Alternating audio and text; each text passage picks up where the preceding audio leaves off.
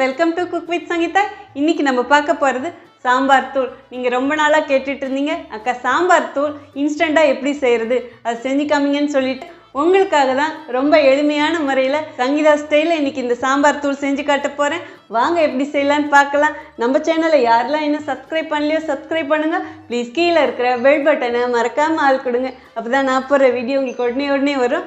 வாங்க இப்போ எப்படி செய்கிறதுன்னு பார்க்கலாம். சாம்பார் பொடி அரைக்கிறதுக்கு ஃபஸ்ட்டு நம்ம பொருட்கள் எல்லாம் அளந்து எடுத்துக்கலாம். ஒரு வெயிட் மிஷின் எடுத்துக்கிட்டேன், அதில் ஒரு பவுலும் வச்சுட்டேன். ஃபஸ்ட் நம்ம காஞ்ச மிளகாய் வெயிட் போட்டுக்கலாம். மிளகா வத்தல் நம்ம 100 கிராம் எடுக்கணும். நான் 75 கிராம் எடுத்திருக்கேன்.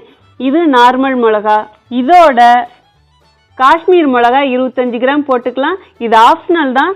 இந்த மாதிரி போடும் போதும் நமக்கு நல்ல கலர் கிடைக்கும். ஹோட்டலில் சாம்பார் வச்சா எப்படி இருக்கும் அந்த கலர் கிடைக்கும், டேஸ்ட்டும் நல்லா இருக்கும். நார்மல் மிளகா 75 கிராம், 25 கிராம் காஷ்மீர் மிளகா எல்லாம் சேர்ந்துட்டு 100 கிராம். இப்போ இதை தனியாக எடுத்து கொட்டி வச்சுடுங்க. மல்லி 100 கிராம் எடுத்துக்கலாம். மிளகாய் எவ்வளவோ அதே அளவு மல்லியும் எடுத்துக்கணும். ஜீரகம் 10 கிராம் எடுத்துக்கலாங்க. 10 கிராம் கடுகு எடுத்துக்கலாம். வெந்தயம் 5 கிராம் போட்டுக்கலாம். மற்ற பொருட்களை விட வெந்தயம் கம்மியாக இருக்கணும். ஸோ நான் சொன்ன அளவே போடுங்க. வெந்தயம் அதிகமாக போட்டால் கசப்பாக இருக்கும். துவரம்பருப்பு 20 கிராம் எடுத்துக்கலாம். பருப்பு வகைகள் மற்றதை விட கொஞ்சம் கூட போடணும். கடலைப்பருப்பு, உளுத்தம்பருப்பு, துவரம்பருப்பு இதெல்லாம் நல்ல வாசனை கொடுக்கும் சாம்பாருக்கு. உளுத்தம்பருப்பு 20 கிராம் எடுத்துக்கலாம். பச்சை கடலைப்பருப்பு 20 கிராம் எடுத்துக்கலாம். மிளகு 10 கிராம் எடுத்துக்கலாம். கட்டியாக இருக்கிற மஞ்சள் 5 கிராம் எடுத்துக்கலாம். மஞ்சள் ரொம்ப போடக்கூடாது, கம்மியாக போட்டால் தான் நல்லாயிருக்கும். இல்லைன்னா அப்படியே குழம்பு செய்யும் போதும் வெறும் மஞ்சளாக இருக்கும். கட்டி பெருங்காயம் 25 கிராம் எடுத்துக்கலாம். கட்டி பெருங்காயம் இல்லாமல் சாம்பார் பொடியே செய்யக்கூடாதுன்னு நான் சொல்லுவேன். இந்த பெருங்காயத்தில் தான் இருக்குது சாம்பாரோடைய டேஸ்ட்டு. ஸோ அதனால் ப்ளீஸ் கண்டிப்பாக கட்டி பெருங்காயத்தில் செய்யுங்க. சப்போஸ் வேறு வழி இல்லை, எனக்கு இல்லவே இல்லை அப்படின்னா மட்டும் தூள் பெருங்காயம் எடுத்துக்கோங்க. பெருங்காயம் நான் கொஞ்சம் எல்லாரை விட அதிகமாக போடுவோங்க. ஏன்னா அது நல்ல வாசனை கொடுக்கும். நம்ம ஹோட்டல்லலாம் போய் சாப்பிடும்போது பாருங்கள், செம்மையாக வாசம் வரும். அதுக்கு மெயின் காரணம் பெருங்காயம் தான். கல் உப்பு ஒரு கைப்பிடி எடுத்திருக்கேன், அதுவும் இப்போ இதிலே வெயிட் போட்டுக்கலாம். 50 கிராம் வருதுங்க. இப்போ இதுவும் எடுத்து வச்சிடலாம். கருவேப்பிலை ஒரு கைப்பிடி எடுத்திருக்கேன், 15 கிராம் இருக்குங்க. நீங்கள் கருவேப்பிலையை கொஞ்சம் கூடி குறைச்சி கூட போட்டுக்கலாம், அதை பற்றி தப்பு இல்லை. பட் என்னை பொறுத்த வரைக்கும் 15 கிராம் நான் போதும்னு சொல்லுவேன். இதுக்கு மேலே போட்டிங்கன்னா அந்த சாம்பார் லைட்டாக ஒரு கசப்பு வரும். ஸோ இந்த அளவுக்கு இருந்தால் போதும். இப்படி ஒரு கையில் எடுத்திங்கன்னா கரெக்டாக இருக்கும். இவ்வளோதாங்க தேவையான பொருட்கள். இப்போ வாங்க சாம்பார் பொடி எப்படி செய்யறதுன்னு பார்க்கலாம். சாம்பார் பொடி வறுக்கிறதுக்கு ஸ்டவ் ஆன் பண்ணி ஒரு பாத்திரம் வச்சுட்டேன். எடுத்து வச்ச மஞ்சளும் இதிலே போட்டுக்கலாம். இந்த மஞ்சள் சூடாகிற அளவுக்கு வறுத்துக்கலாம். நான் 100 கிராம் அளவுக்கு தான் எல்லா அளவும் உங்களுக்கு காமிச்சிருக்கேன். பாருங்கள், மஞ்சள் லேசாக செவந்துடுச்சு. இந்த அளவுக்கு இருந்தால் போதும். இப்போ இது ஒரு பிளேட்டில் எடுத்து நம்ம கொட்டிடலாம். எடுத்து வச்ச மிளகாயும் இப்போ இதிலே போட்டுக்கலாம். எண்ணெய் ஊற்ற வேண்டாங்க. எண்ணெய் ஊற்றுனீங்கன்னா மிளகாய் நைஸாக பொடியாகாது. அடுப்பெண்ணல் மீடியமாக வச்சுக்கோங்க. இந்த மிளகாயும் நல்லா வறுத்துக்கலாம்.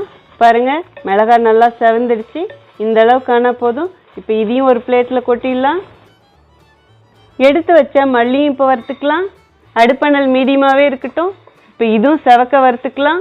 நான் 100 கிராம் மிளகாய் 100 கிராம் மல்லிக்கு தகுந்த மாதிரி மற்ற பொருள்லாம் எடுத்திருக்கேன்.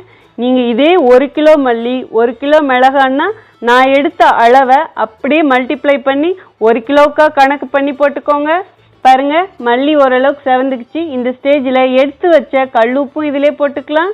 இந்த உப்பு ஜஸ்ட்டு அப்படியே சூடேற்றிக்கிட்டால் போதும். உப்பு போட்டு சாம்பார் பொடி அரைக்கும் போதும் சீக்கிரம் கெட்டு போகாது, பூச்சும் வைக்காது. பாருங்கள், மல்லி செவந்துடுச்சு, நல்ல வாசனையும் வருது. இந்த அளவுக்கு வறுத்தா போதும். இப்போ இதையும் நம்ம பிளேட்லேயே கொட்டி வச்சிடலாம். எடுத்து வச்ச கடுகும் போட்டுக்கலாம். கடுகு நான் சொன்ன அளவு போடுங்க, அதுக்கு மேலே போட்டிங்கன்னா சாம்பார் கசப்பாக இருக்கும். இப்போ இந்த கடுகு வெடிக்கிற அளவுக்கு நம்ம வறுத்துக்கலாம். கடுகு அப்படியே வெடிக்குது, அனல் கம்மியாக வச்சுடுங்க. இந்த ஸ்டேஜில் இது ஃபுல்லாக வெடித்து முடிக்கட்டும். பாருங்கள், கடுகு ஃபுல்லாக வெடிச்சிடுச்சு, நல்லா உப்பியும் வந்திருக்கு. இந்த அளவுக்கு வறுத்தா போதும். இப்போ இதையும் வேற ஒரு பிளேட்டில் கொட்டிடலாம். எடுத்து வச்ச மிளகும் போட்டுக்கலாம். இப்போ இதுவும் வறுத்துக்கலாம். இந்த மிளகு லேசாக சூடேறட்டும். இது கூடியே வெந்தயம் ஜீரகம் போட்டு நம்ம வறுத்துக்கலாம். நான் எண்ணெய் ஊற்றாமல் வறுக்கிறேன். நீங்கள் எண்ணெய் ஊற்றியும் வறுக்கலாம். பட் இந்த மாதிரி எண்ணெய் இல்லாமல் வறுக்கும் போதும் ரொம்ப நாளைக்கு கெட்டு போகாமல் இருக்கும். எண்ணெய் ஊற்றி வறுத்தீங்கன்னா கொஞ்ச நாளைக்கு தான் வச்சுக்க முடியும். பாருங்கள், மிளகு நல்லா சூடேறிடுச்சு. இந்த ஸ்டேஜில் எடுத்து வச்ச வெந்தயத்தையும் போட்டுக்கலாம், எடுத்து வச்ச ஜீரகமும் போட்டுக்கலாம். நான் எப்போ எந்த பொருள் போடுறேனோ அதே மாதிரியே போடுங்க. இப்போ இதையும் செவக்க வறுத்துக்கலாம். அடுப்பணல் கம்மியாக இருக்கட்டுங்க. பாருங்க, செவந்துடுச்சிங்க. இப்போ இதுவும் வேற ஒரு பாத்திரத்தில் மாற்றிடலாம். எடுத்து வச்ச பச்சைக்கடலை பருப்பும் போட்டுக்கலாம், துவரம்பருப்பும் போட்டுக்கலாம், உளுத்தம்பருப்பும் போட்டுக்கலாம். இப்போ இது எல்லாத்தையும் ஒன்று சேர்ந்து வறுத்துக்கலாம். அடுப்பணல் மீடியமாக வச்சுக்கோங்க. பருப்பு வகைகளை ரொம்ப அதிகப்படுத்தக்கூடாது, சீக்கிரம் பூச்சியும் வச்சிரும். அதே மாதிரி சாம்பார் அப்படியே தடன்னு ஆகிடும். நான் சொன்ன அளவுகள் போடுங்க, கரெக்டாக இருக்கும்.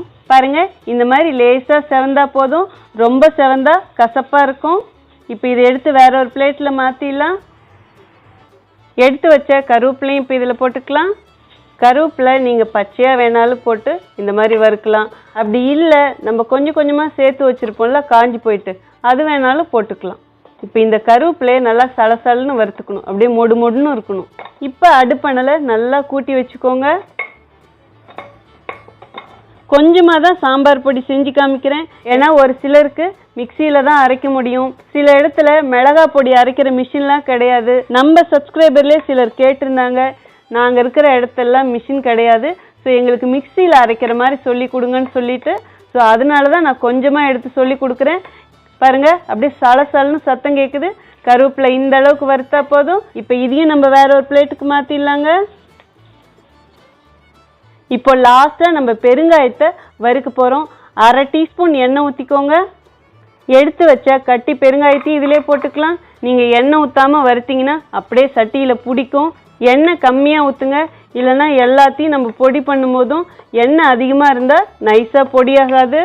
இப்போது இந்த பெருங்காயம் நல்லா உப்பி வரணும், அப்படியே நல்லா பொரியணும், அப்படியே பொறன்னு ஆகணும்.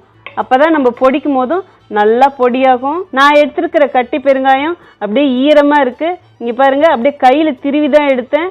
ஸோ நீங்கள் எடுக்கிற கட்டி பெருங்காயம் சில டைம் நல்லா கட்டியாக இருக்கும், அதாவது கல் வச்சு உடச்சிங்கன்னா உடஞ்சிரும். அந்த மாதிரி இருந்தால் எண்ணெய் ஊற்றாமல் சும்மா அப்படியே லேசாக சூடு ஏற்றிட்டு போடுங்க.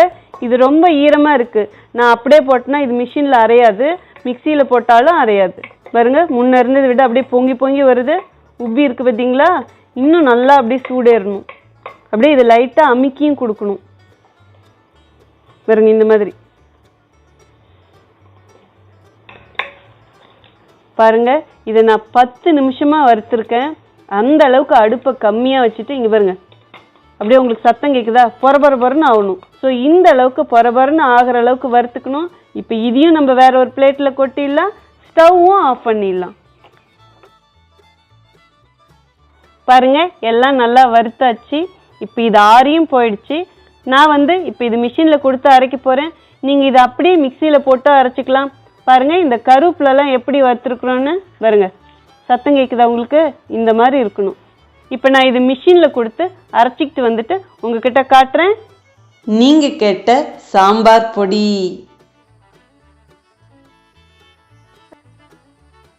வீடே மணக்க மணக்க நம்ம சாம்பார் பொடி ரெடி ஆயிடுச்சு. மிஷினில் கொடுத்து அரைச்சி எடுத்துட்டு வந்தாச்சு. அங்கே நல்லா ஆற வச்சும் எடுத்துட்டு வந்தாச்சு. இனிமே நம்ம ஏர்டைட் கண்டெய்னரில் போட்டு வச்சுக்கலாம். சில்வர் டப்பாவிலையும் வைக்கலாம், கண்ணாடி பாட்டில்லையும் வைக்கலாம். உங்கள் வீட்டுக்கிட்ட மிஷின் இருந்தால் மிஷினில் அரைச்சிக்கோங்க. அப்படி இல்லாத பட்சத்தில் மிக்சியில் போட்டு அரைச்சிக்கோங்க. சாம்பார் பொடி வீட்டுக்கு வந்தவொடனே அப்படி வீடே மணக்குது.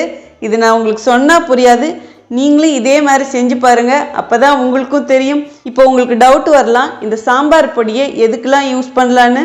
எல்லா விதமான சாம்பாருக்கும் யூஸ் பண்ணலாம். அதை தவிர சில புளிக்குழம்பு, காரக்குழம்பு, வத்த குழம்பு அதுக்கும் யூஸ் பண்ணலாம். என்னுடைய ரெசிபியை தொடர்ந்து ஃபாலோ பண்ணுங்க. ஸோ எங்கெல்லாம் நான் இந்த சாம்பார் பொடி யூஸ் பண்ணுறேன்னு உங்களுக்கு சொல்கிறேன். அதே மாதிரி நான்வெஜ் சாப்பிட்றவங்களுக்காக நான் சொல்லிக்கிறேன், நான் இது சிக்கனில் போட்டும் செய்வேன் பாருங்க.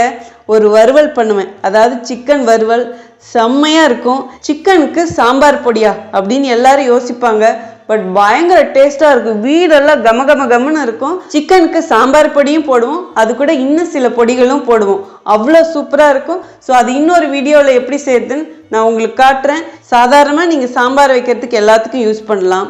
டிஃபனுக்கு சாம்பார் பண்ணுவீங்க பார்த்தீங்களா, மெயினாக இட்லி தோசைக்கு, அதே மாதிரி பொங்கலுங்க. பொங்கலுக்கு இந்த பொடி போட்டு சாம்பார் வச்சு பாருங்க, அவ்வளோ பிரமாதமாக இருக்கும். இனிமே வரப்போகிற ரெசிபியில் இந்த சாம்பார் பொடியை யூஸ் பண்ணி உங்களுக்கு ரெசிபி செஞ்சு காமிக்கிறேன். உங்களுக்காக தான் சாம்பார் பொடி இன்னைக்கு செஞ்சு காமிச்சிருக்கேன். நீங்களும் இதே அளவுகளோடு செய்யுங்க, அவ்வளோ சூப்பராக இருக்கும். பாருங்க, நான் வந்து மிளகாய் 100 கிராம், மல்லி 100 கிராம், அதுதான் நமக்கு ஃபர்ஸ்ட் மூலதன பொருட்கள்.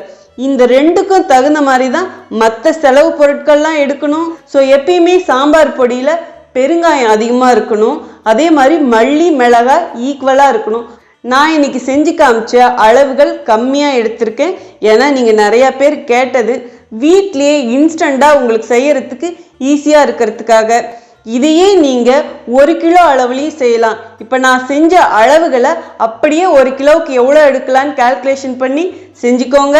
ஒரு வீட்டில் ஒரு 4 பேர் இருக்கிற ஃபேமிலியாக இருந்தால் எனக்கு தெரிஞ்சு 2 மாதமாவது இது வரும். நீங்கள் அடிக்கடி சாம்பார் வச்சிங்கன்னா சீக்கிரமாக தீந்து போயிடும். இல்லை வாரத்தில் 1 நாள் 2 நாள் வச்சிங்கன்னா கண்டிப்பாக குறைஞ்சது 2 மாதம் வரும். நீங்கள் எப்பயுமே இந்த மாதிரி கம்மியாக அரைச்சி வச்சுக்கலாம். நானும் அப்படி தான் செய்வேன். இதே மிளகாய் பொடி, மல்லிப்பொடி, குழம்பு மிளகாய் பொடியெலாம் கொஞ்சம் அதிகமாக செலவாகும். எப்பயுமே சாம்பார் பொடி கம்மியாக தான் செலவாகும். அதனால் நம்ம வீட்லேயே இதே மாதிரி அரைச்சி வைக்கும்போது அந்த மனம் போகாமல் அப்படியே நமக்கு கிடைக்கும். லாங்காக அரைச்சி வைக்கும் போதும் அந்த பெருங்காயத்தோட ஸ்மெல்லாம் எவாப்ரேட் ஆகிடும். இப்போ வந்து நான் இந்த வீடியோ எடுக்கும்போது நைட்டு 9 மணி. இந்த டைமுக்கு நான் லைட் போட்டு தான் வீடியோ எடுக்கிறேன். ஸோ லைட் வெளிச்சத்துக்கு கொஞ்சம் மஞ்சள் கலராக தெரியுது. பட் கடையில் விற்கிற அதே கலரில் இருக்குது. நம்ம ஹோட்டலில் போய் சாப்பிடுவோம் பார்த்தீங்களா, அப்படியே இந்த டிஃபனுக்குன்னு சின்னதாக ஒரு கிணியில் வந்து வைப்பாங்க. நமக்கு அது பார்த்தவே பார்த்தாது, திரும்ப இன்னும் வேணும்னு கேட்போம். ஸோ அந்த ஃப்ளேவர் வந்து இந்த பொடியில் கிடைக்கும். அதுக்கு காரணம் நம்ம போட்ட மெஷர்மெண்ட்டு, அதே மாதிரி அந்த பெருங்காயம் பருப்பு வகைகளும் ஒரு காரணம். ஒருத்தவங்க கேட்டிருந்தாங்க கமெண்ட் பாக்ஸில், நான் இந்த மாதிரி பொடியை அரைச்சி வச்சா சீக்கிரம் பூச்சி வச்சிருது, பூச்சி வைக்காமல் இருக்கிறதுக்கு என்ன செய்யறது அப்படின்னு கேட்டிருந்தாங்க. ஸோ அவங்களுக்காக நான் இப்போ சொல்லிக்கிறேன், உப்பு போட்டு அரைங்க. இன்னைக்கு நான் செஞ்ச மாதிரி உப்பு போட்டால் சீக்கிரமாக கெட்டு போகாது. அதே மாதிரி நீங்கள் லைட்டாக வறுத்துட்டா கண்டிப்பாக பூச்சி பிடிக்காது, வண்டு வைக்காது, எதுவுமே ஆகாது. நீங்கள் இப்போ நான் அரைச்ச மாதிரியே வெயிலில் காய வச்சும் அரைக்கலாம். ஆனால் பருப்பு வகைகளை மட்டும் லேசாக சூடு பண்ணிடுங்க. அதாவது தோரம்பருப்பு, கடலைப்பருப்பு, உளுந்தம்பருப்பு, இந்த 3ஐயும் நீங்கள் லேசாக வறுக்காமல் போட்டிங்கன்னா கண்டிப்பாக பூச்சி பிடிக்கும். என்னோட எக்ஸ்பீரியன்ஸில் நான் பார்த்துட்டேன். அதே மாதிரி இதில் அரிசி போடாதீங்க, என்னுடைய சஜஷன். ஏன்னா அது வந்து டேஸ்ட்டை அடைக்கிட்ட மாதிரி இருக்கும். நீங்களும் இதே மாதிரியே செஞ்சு பார்த்துட்டு எப்படி இருக்குன்னு சொல்லிட்டு கமெண்ட் பாக்ஸில் சொல்லுங்கள். இந்த ரெசிபி உங்களுக்கு பிடிச்சதுன்னா ப்ளீஸ் மறக்காம ஃபர்ஸ்ட் ஒரு லைக் கொடுத்துருங்க. ரொம்ப ரொம்ப பிடிச்சதுன்னா உங்க ஃப்ரெண்ட்ஸ் அண்ட் ஃபேமிலிக்கு ஷேர் பண்ணுங்க. நீங்க இதுவரைக்கும் எனக்கு கொடுத்துட்டு இருக்க ஆதரவுக்கு ரொம்ப ரொம்ப நன்றி. உங்களுக்கு என்ன ரெசிபி வேணுமோ அதுவும் கமெண்ட் பாக்ஸ்ல சொல்லுங்க. இதே மாதிரி அடுத்த ஒரு ஸ்பெஷல் வீடியோல உங்களை சந்திக்கிறேன். Until then, see you, bye bye, love you all.